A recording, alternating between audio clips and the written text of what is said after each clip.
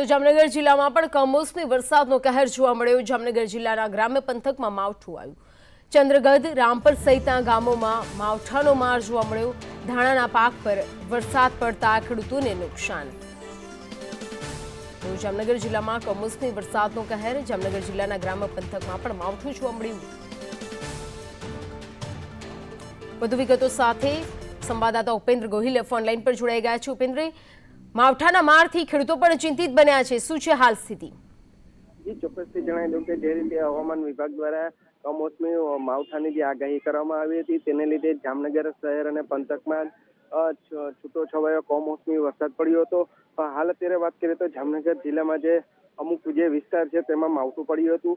જામનગર તાલુકાના જે ચંદ્રગઢ ગામ છે, રામપર ગામ છે તે સહિતના આજુબાજુના જે ગામડા છે તેમાં માવઠું પડતા ખેડૂતોના જે પાક છે તેમાં પાક છે તે પલળી ગયો હતો। એટલે ઘણા જે પાક જે ઊભા થયા હતા। ખાસ કરીને વાત કરીએ તો હાલ અત્યારે જે ઘઉંનું વાવેતર છે તો સાથે સાથે જે રવિ પાકનું વાવેતર છે તેમાં નુકસાની થવાનું હાલ અત્યારે જોવા મળ્યું છે।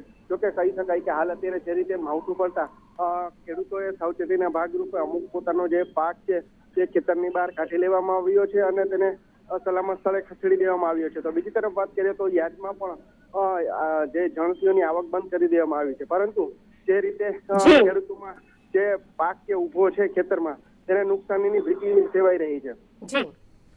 જી ઉપેન્દ્ર, જોડાઈ સમગ્ર વિગતો આપવા બદલ આપનો આભાર।